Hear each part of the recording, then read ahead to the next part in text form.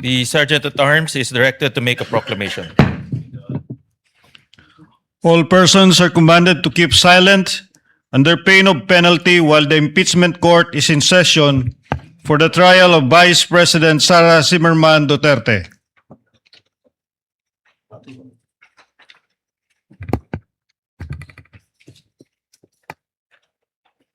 The impeachment trial of Vice President Sara Zimmerman Duterte is hereby called to order. We shall be led in prayer by Senator Judge Christopher Bongo.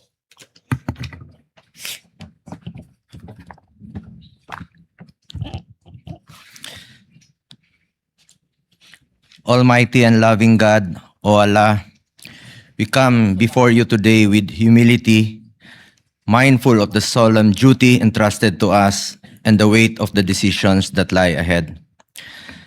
Grant us wisdom to discern what is right, courage to uphold the truth, and fairness in every judgment we make. Keep us from prejudice, anger, personal interest, and political pressure. Help us listen with patience, speak with honesty, and act according to conscience, the Constitution, and the welfare of the Filipino people. Gabayan ninyo kaming lahat ng may tungkulin sa mga pagdinig na ito. Naway ang bawat panig ay mabigyan ng pagkakataong marinig, ang bawat ebidensya ay mapag-aralang mabuti, at ang bawat pasya ay nakabatay sa katotohanan, katarungan at tamang proseso. Remind us that public office is a sacred trust. May we never lose sight of the people whose lives are affected by our words, our actions, and our decisions. Let the pursuit of truth strengthen our institutions and deepen our commitment to serve with integrity and compassion. Lord, bring healing to our nation. Where there is division, grant us understanding, patience, and unity. Where there is distrust, restore faith. Where there is fear and anger, give us calmness and restraint. When these proceedings are concluded, help us move forward together. Naway makabalik na kami sa aming pangunahing tungkulin, ang magserbisyo at maglingkod sa ating mga kababayan. Naway maituon naming muli ang aming buong pansin sa paglilingkod sa ating mga kababayan, lalo na sa mga higit na nangangailangan. Lastly, may the Philippine Senate remain united in fulfilling its role as the last bastion of democracy. Within these halls, may truth prevail and the true voice of the Filipinos be heard. May compassion for others be a steadfast virtue we live by in our words and in our actions. And may we, your senator judges, be instruments of your grace in the pursuit of peace, justice, and the common good. All this we ask in your holy name. Amen. Amen. The clerk of court will now call the roll. Roll call of members. Senator Judge Aquino. Senator Judge Cayetano Alan. Senator Judge Cayetano Pia. Senator Judge De La Rosa. Senator Judge Ejercito. Senator Judge Estrada. Senator Judge Go. Senator Judge Ontiveros. Senator Judge Lacson. Senator Judge Lapid. Senator Judge Legarda. Senator Judge Marcoleta. Senator Judge Marcos. Senator Judge Padilla. Senator Judge Pangilinan. Senator Judge Soto III. Senator Judge Tulfo Erwin. Senator Judge Tulfo Rafi. Senator Judge Villanueva. Senator Judge Villar Camille. Senator Judge Villar Mark. Senator Judge Zubiri. The presiding officer, Senator Judge Escudero. Senate President Gatchalian.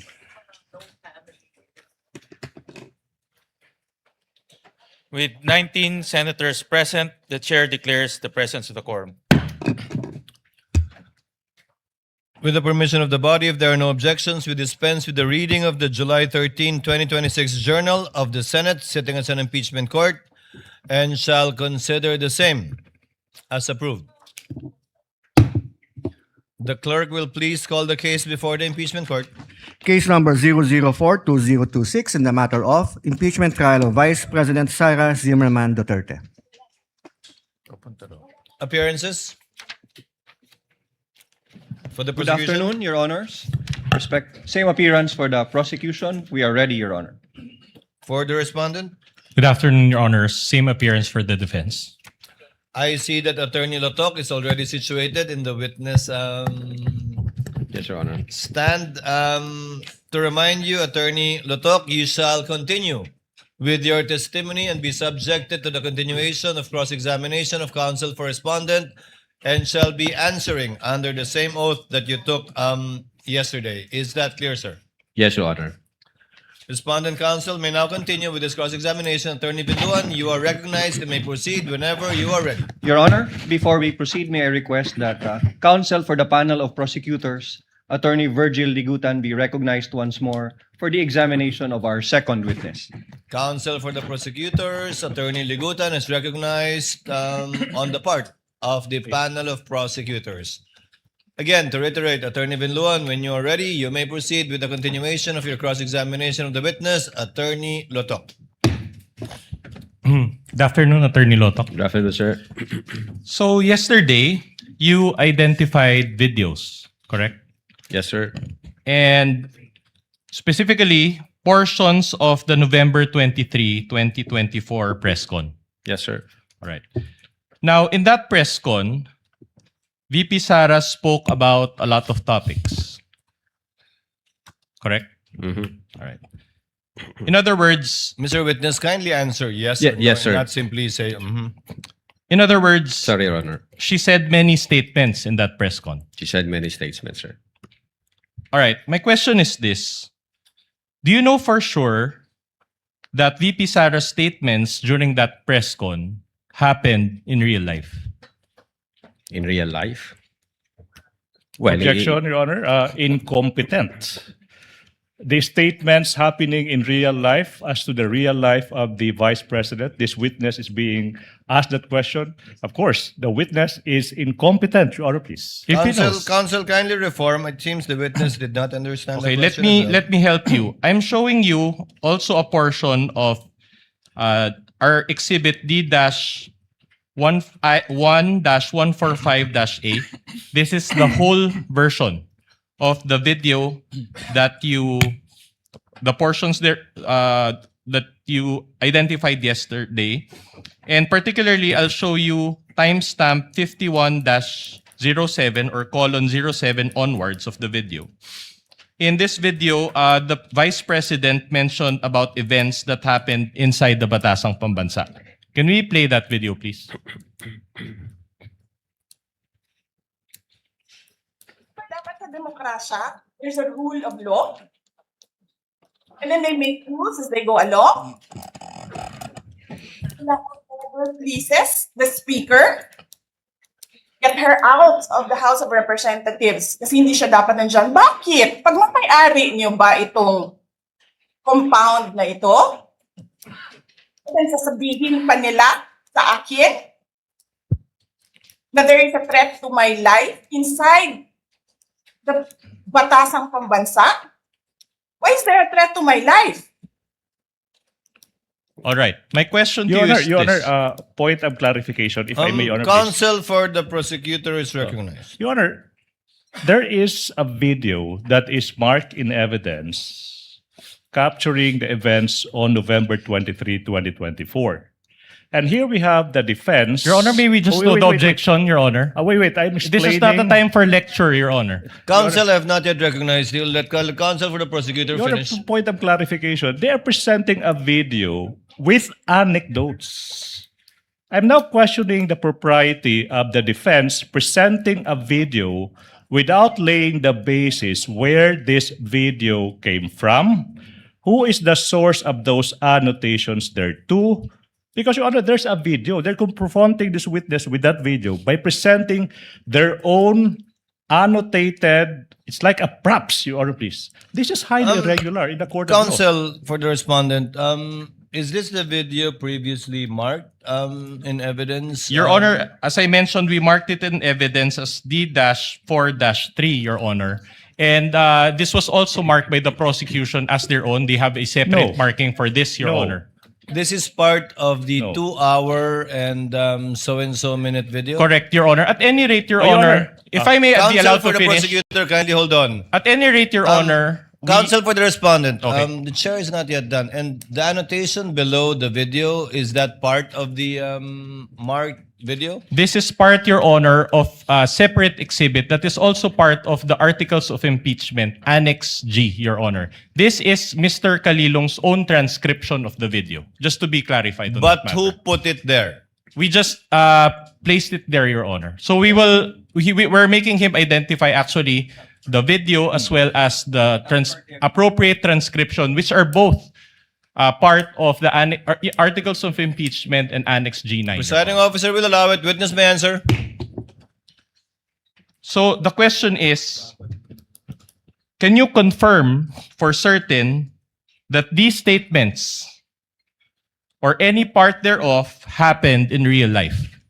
Can you give me the timestamp, Your Honor, para ma-compare ko siya? Timestamp 51-07. Your Honor, if I may refer to my notes. You may do so, sir. Anong timestamp, sir? 5107.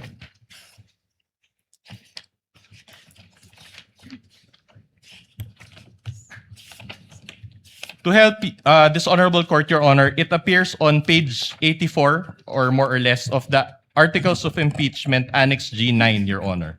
This is the transcription of Agent John Mark Calilong dated December Meron ka 26, 2024. For the record, Your Honor. Noted. Pwede akong patingin na lang. Kulang ito.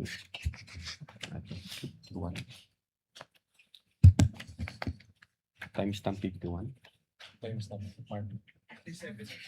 Show it. Your Honor, in the interest of time, can we confront the witness with our own copy Your own copy of what, counsel? of the Articles of Impeachment Annex G9, Your Honor? Well, assisting counsel for the prosecutor is there. If in case there are any problems, kindly confirm if indeed that is the document being shown to the witness. Wala din siya.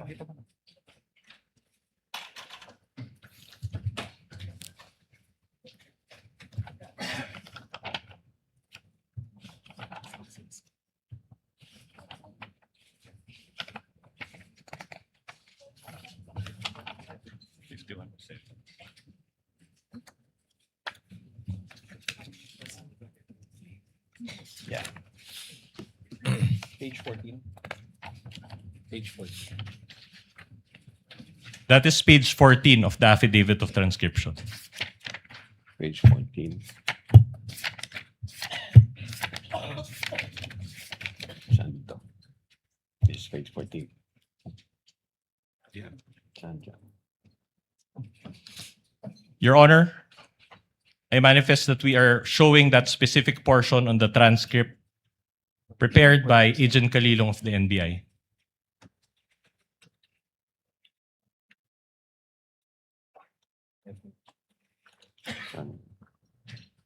But actually, Your Honor, even without consultation with the transcript, my answer is very simple. I'm just asking Your Honor. My question, I'm sorry, is very simple. My only question is, does he know for certain that these statements or any part of this statement happened in real life? Your Honor, nabasa ko po rito sa copy ko, yung nandiyan dyan. So do you confirm that the statements were made by the Vice President, Mr. Witness? It's here in the transcription, Your Honor, yes. No. My question is not whether she made the statement. My question is if you know, based on your personal knowledge, if any statement or a portion thereof happened in real life. That's the question. Well, Your Honor, the fact that we have the video on November 26, when the Vice President reiterated what she uttered in November 23, 2024. Your Honor, I'm not even... And at the same time, Your Honor, The maybe witness is in the process of manifestation, Allow the answering. witness to answer. Your Honor, we invited the media personalities who have personal knowledge on that date and on that online press conference. And nung tinanong namin sila kung nag-participate sila, sabi nila yes. Nakausap nila yung Vice Presidente, nagbigay sila ng mga katanungan. So definitely yes, nangyari po yun. Your Honor, may you manifest your or make a manifestation? Yes, counsel. Your for Honor, this. it appears that the witness is not being responsive to our question. He's talking about something that I did not ask. We are only focusing on this particular statement. We will show other statements later on. And we cannot get an answer from him if he knows. Counsel, even I am confused with the question happened in real life. I think some of us are too. I'll be more specific, If Your the Honor. question is kung alam nyo bang totoong nangyari to sa totoong buhay, ang sagot ng testigo ay sa pagkakaalam niya ay oo, base sa kanilang investigasyon at sinabi ng mga inimbitahan nilang testigo. All right. I'll clarify the question, Your Kindly Honor. do so, Counsel. All right. In this statement, for example, the Vice President said, there were threats to my life inside the Batasang Pambansa. Are you confirming that? That is within the All right. transcription here, sir. Now, my question to you is this. Did you investigate those threats to Objection, VP Your Honor. Sara's duty? Okay now. I'm not yet done. All right, Allowed- sige. I'm not allowed- yet done. Yes, Counsel, yes. So. Did you investigate the threat to VP Sara's life during that time? Objection. Now, misleading, Your Honor. What is it? Because the question was, do you confirm that that statement is found in the transcription as to the Vice President saying that there were threats to her life? And then the witness said, yes, I confirm that I can find it in the transcription. Now, the next question of the good counsel is, so did you investigate the threats? That is the classic misleading question. Can we get a Assuming ruling, fact. Your Honor? Counsel, he's a lawyer. Attorney Lotok is a lawyer and he knows exactly what's going on. Attorney Lotok, kindly answer. Yes, Your Honor. What's your answer? What's the question, sir? The question is, she mentioned there about the threats to his life. My question is simple. Did you investigate the threats to VP Sara's life during that time? You mean during the live stream, sir? During that time, correct. That during that live stream, she mentioned that there were threats That- to her life. Well, based on our investigation, nangyari yung live stream between 11 p.m. 22 to 1 a.m. 23.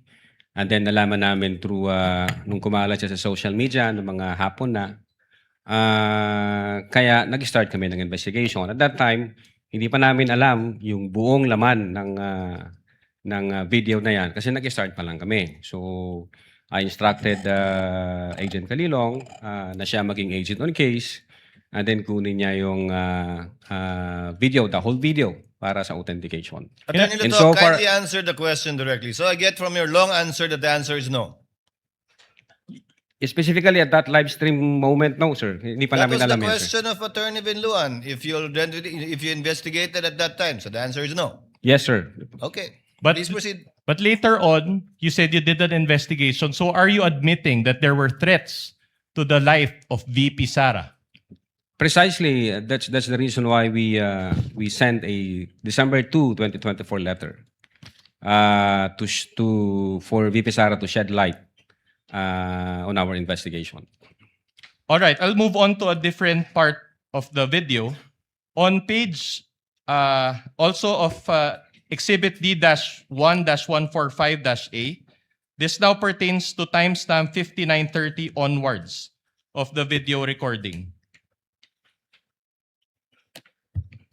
So page 15 of the affidavit of transcription, also by Agent Kalilong of the NBI, dated December 26, 2024. Can we show that video and then provide the appropriate transcript?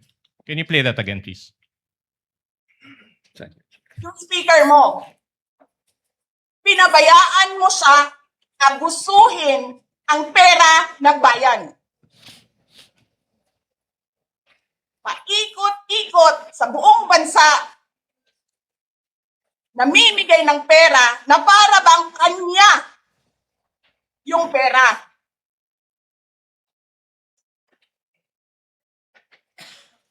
Eh di ba nga, lagi niyong sinasabi separation of powers? Anong trabaho ng legislative branch? Gumawa ng batas. Anong ginagawa ni Martin Romualdez? Nagdidirect ng DSWD, namimigay ng ayuda,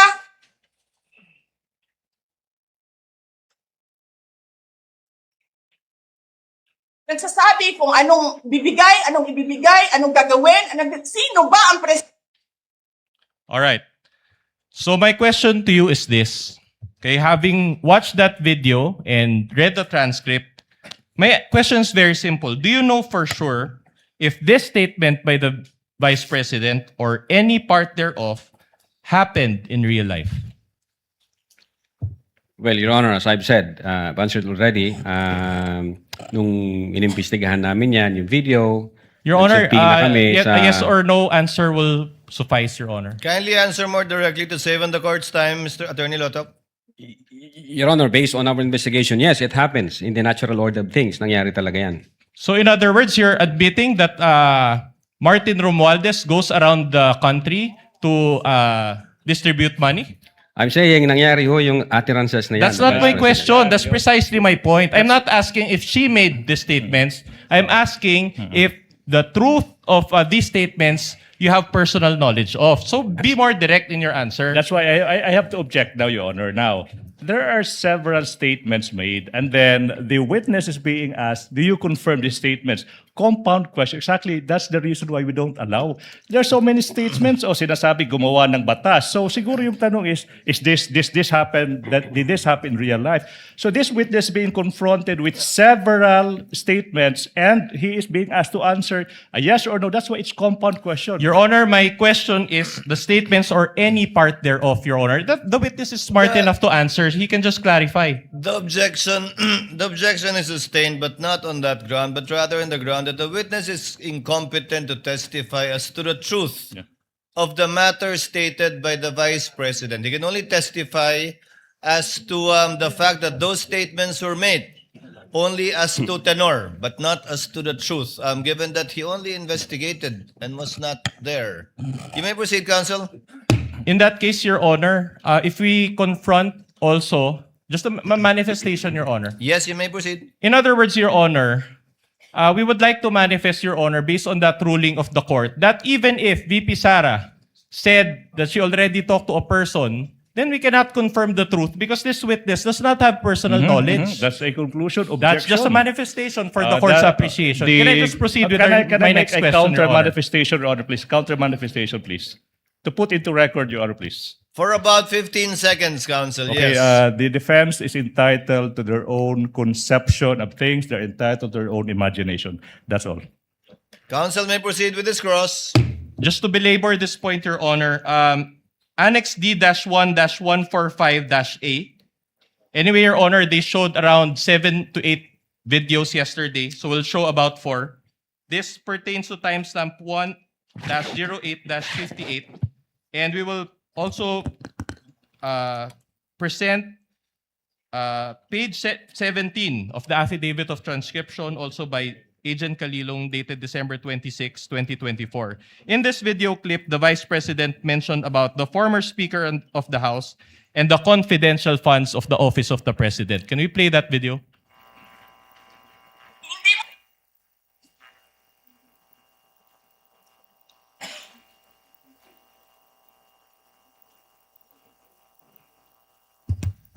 hindi ka nga dumadaan ng contest eh. Kasi wala kang kalaban sa Tacloban. Kasi binibili mo, pinapakidnap mo, hinaharas mo ang mga kalaban mo. Hindi ka dumaan ng contest. Ang alam mo lang, kasi mayaman ka, bibilin ko lahat ng tao ng pera. Ipobriman mong tanan, kwarta na may inyo. There is nothing in you except money. Yan lang. Martin, harapin mo yung katotohanan. Walang senador man, vice president man, president man, walang mabuto sa'yo. Hindi ko nga alam kung mananalo ka pa ngayon sa Tacloban eh. Malamang hindi na. Sinong gusto sa lahat sa buong Pilipinas ang ibalik ka sa Kongreso? Hindi lahat ng tao pupunta yan doon sa Tacloban, mangangampanya yan sa kalaban mo. Kasi magnanakaw ka. Hindi ka dumadaan sa audit.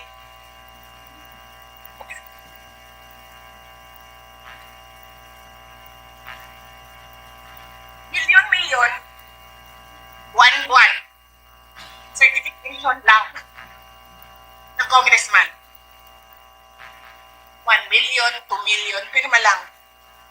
Alam nyo, bakit alam ko? Kasi may MA din ako. May MA ako sa DepEd, may MA ako sa OBP. Pero sa amin, sa akin, nire-require ako ng resibo ng COA. Pero alam ko, certification lang ang kailangan. Pero nagko-comply ako. Bigay nyo lahat ng resibo. Pero ikaw, pirma mo lang, hindi mo nga ata pirma yan, pirma lang ng staff mo yan.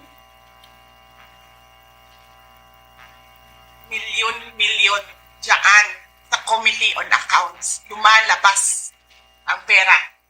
Pirma nyo lang. Walang nag-audit sa inyo. Sino ang nag-audit ng confidential funds ng Office of the President? Wala.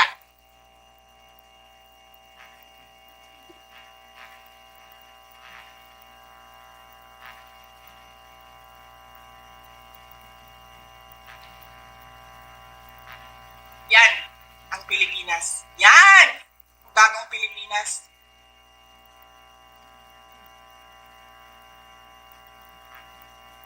Kriminal ang speaker. Bakit ko nasabi kriminal siya? Basahin niyo yung kaso niya sa United States of America. Okay. Sinungaling, Presidente. All right. All right. Again, my question based on this video is very simple. She spoke about Speaker Martin Romualdez as well as the President. Can you confirm or do you know for sure that these statements about Martin Romualdez or the President are true? Okay. Your Honor, I will object on the same ground, and I hope that the presiding officer will do the same ruling. This witness is incompetent. I know what the defense is doing, Your Honor. Objection. Incompetent. This witness is highly incompetent as to whether he knows whether those statements are in fact What's the ground happening. for the objection? Can we just be informed of the ground for the objection? I just said it. Incompetent. This witness Can we is get the ruling, incompetent. Your Honor? Sir made an earlier ruling already that the witness is incompetent to testify as to the truth of the matter. But since Attorney Lotok, you're a lawyer, I will give it this time to the counsel for the respondents. Kindly respond. Since you're a lawyer, you should know the proper answer to this question. Kindly respond to the question of counsel for respondent. Again, I do not know personally about the factual circumstances. What I know is that she uttered those statements. We're satisfied with that answer, no? Your Honor. One last Proceed, video. counsel. One last video. On page 87 of the Articles of Impeachment, Annex G9, this is timestamp 1-12-43. This is quite a lengthy video, but not as lengthy. But this is our last video, so we beg the court's indulgence. The affidavit of transcription, page 17, also of Agent Park Kalilong, dated December 26, 2024. Are we ready with that video? Your Honor, to save... Counsel for the prosecutors. because I know the counsel will ask the same question. So to save time, Your Honor, please, since the Your counsel... Honor, what is wait, the wait, wait. objection? I'm not yet done. I'm not yet done. Kindly let the counsel for the prosecutor finish. Relax. Now, Your Honor, if the same line of question will be asked, okay. Your the Honor, wait, I'm not yet done. he cannot I'm preempt, not yet Your done. Honor. I'm not yet done. The prosecution is willing to stipulate that, yes, the Vice President uttered that statement as to the fact of her uttering the statement. We have a different question, Your Honor, just to satisfy his query. All right. So I guess the objection is withdrawn, or the manifestation is withdrawn, and counsel for respondent may proceed Play the with video, the please. showing of the playing of the video. At nang kainin ko, buffet. Kain dito sa House of Representatives. Alak. Lahat. Lahat ng juice, lahat ng mamahaling wine.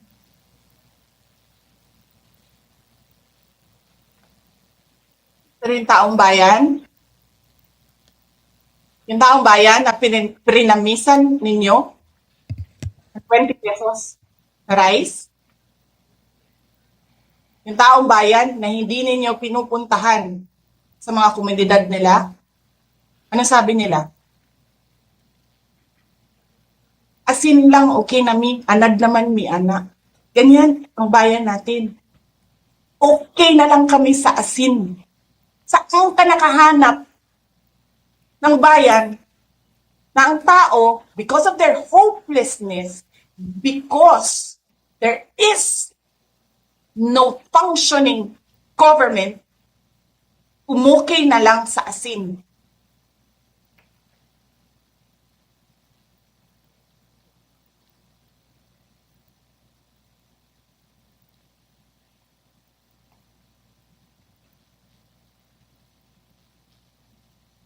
Buti na nga lang, abogado si Atty. Lopez eh. Kasi alam niya kung ano sasabihin niya doon sa mga pumasok sa kwarto niya. Na take note, nagnakaw pa ng cellphone. Saan ka nakahanap? Papasok ka, nanakawin mo yung cellphone, dadalhin mo pa yung tao.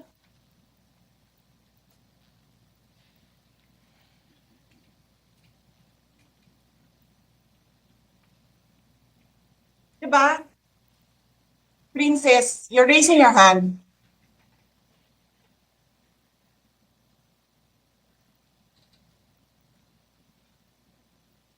Hello? Naririnig po ba ako, Princess Maui? Yes. Oh, thank you. Good morning po, Madam Vice President. Thank you so much nga po pala sa dala niyong hopya nung hearing na pumunta kayo for PRRD. Kami yung nasa likod niyo po, yung tinawag nilang bastos kasi pumalak pa kami because of Congresswoman Cardema. Yan. Thank you, ma'am. Nakakain kami. Ako po ay natatakot kumain ng pagkain doon baka mamaya. Ma'am, mag-iingat po kayo. Nasa teritoryo kayo ng kalaban. Okay lang Nag-aalala po kami para ma'am, kasi sila naman na eh. Sila talaga yung bastos eh. You reap Opo, what you okay. sow. Yeah. Mag-iingat po kayo kasi sa dinami-rami po ng inyong mga pasabog ngayong gabi, it seems like marami po talaga kayong alam about them, no? Dahil sa pagkakasama niyo sa kanila during the campaign and during the 2022 elections. Baka po mamaya kasi totoo yung mga naririnig namin or yung, I don't know if it's true, na meron daw silang Operation Romanovs and baka bala kayong ubusin ang inyong pamilya dahil hadlang kayo sa kanilang mga balakin in the future. So mag-iingat po kayo. Kami po kasi kami ng EDSA Friday crew, kami yung bumababa every Friday dyan sa EDSA because we believe yan yung tamang venue sa dinami-rami na ng problema natin. Ang kaya lang naman po namin gawin ay manawagan na bumaba na yan. Eh ano po kaya ang remedy naman ninyong mga nasa posisyon or ng mga kayang labanan itong napakarami na pong ginagawang korupsyon at krimen laban sa taong bayan? Ano po ang pwede nyo maging remedy para matapos na ito, lalo't nagsisigaw na po ang taong bayan na mag-people power na? Yes. Huwag kang mag-alala, ma'am, sa security ko. Kasi may kinausap na ako na tao. Sinabi ko sa kanya, kapag pinatay ako, patayin mo si BBM, si Lisa Araneta, at si Martin Romualdez. No joke. No joke. Nagbilin na ako, ma'am. Pag namatay ako, sabi ko, huwag ka tumigil hanggang hindi mo mapatay sila. And then he said yes. So, alam mo ma'am, yan ang lagi kong sinasabi sa Makabayan Blanc nung mayor pa ako. Ang laban, wala dyan sa EDSA ma'am. Wala dyan sa mga highway. Ang laban ma'am nandun sa loob ng palasyo. Yan ang problema. We appreciate yung expression ninyo ng disgust, ng pagkamuhi, ng hopelessness, kasi it reflects kung ano yung nararamdaman ng marami, milyon Alam ko yan, ma'am. Kasi kahit saan ako pumunta, ako ang sinasabihan, binoto namin yan dahil sinabi mo, boto namin.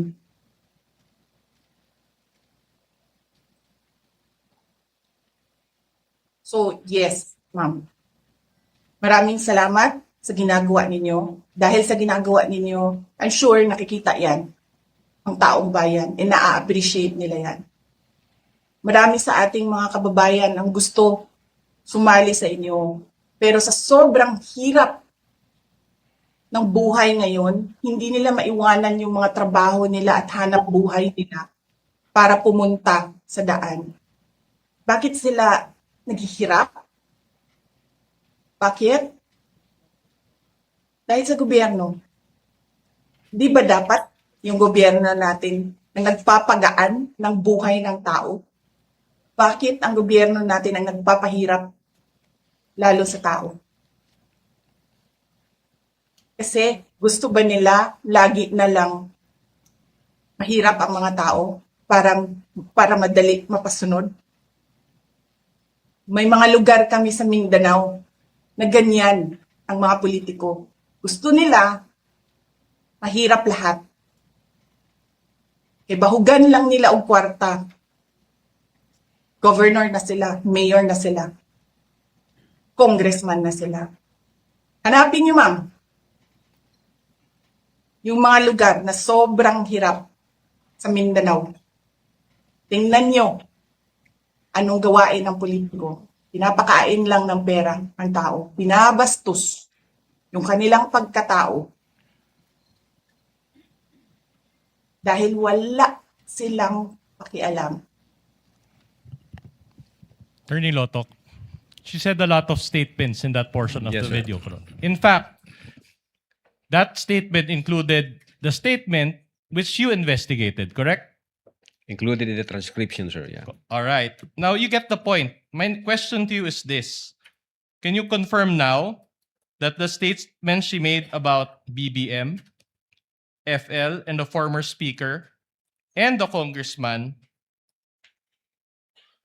relating to various acts of corruption are true and happened in real life? As to the existence of that utterances, yes, sir.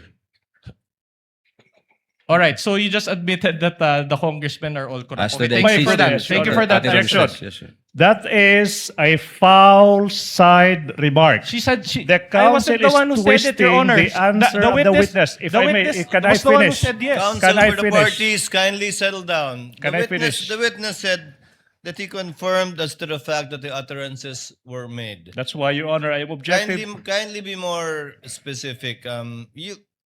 Attorney Lotok, you know what's being asked for. Yes, sir. Finish and complete your answer to avoid the misunderstanding. Based on our investigation, as to the existence of that utterances, yeah, dahil may mga pieces of evidence kami. But whether or not nangyari yan, wala ho akong personal knowledge, sir. All right. In the same way, you also do not have personal knowledge that VP Sara contracted an assassin, correct? Your Honor, the video dated November 26, 2024, the Vice President reiterated. It's and in answerable by fact, yes or there no, Your was- Honor. How can he be? He's answering. How can he be? Counsels, kindly settle down. This is not a college debate. Attorney Lotok, the question was simple. Kindly answer the question directly. Yes, sir. You That do not it- have personal knowledge. That utterances made by the Vice President that she contracted a person, I do believe that, sir, because of the pieces of evidence that we've gathered, sir. No, I'm not asking whether or not she said those statements. I'm asking if you have personal knowledge based on this that the vice president really contracted an assassin. Ask an Or, answer. sorry, a person. Objection. Ask an answer. Witness time will around. answer. Based on our investigation, Your Honor, we do believe that the Vice Attorney President... Lotok, the question was, do you have personal knowledge?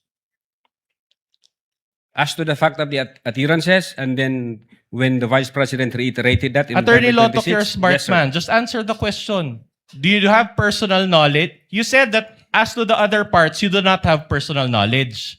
But now, my question to you is as to the part whether VP Sara talked to that person about BBM and FL and the speaker, do you have personal knowledge or not? Pwede ko pong explain, Your Honor. No, please? just answer the question, yes or no. Your Honor, I Attorney, think Attorney Lotok, this is not the first time you attended a trial. I'm sure counsel for the prosecutors and redirect will be able to clarify whatever you want to clarify. But in the meantime, answer the question of counsel for the respondent. Yeah. We do believe that the Vice President had contracted, but I don't have personal knowledge. Kung personal knowledge ang gusto niyong malaman. Pero we do believe based on the evidence that we've gathered and based on our investigation. Thank you for proceed, that counsel. admission. All right.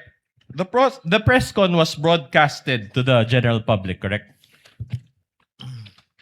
Social media, sir, yes. In other words, everybody listening to it could hear the statements made by VP Sara. We believe so, sir, yes.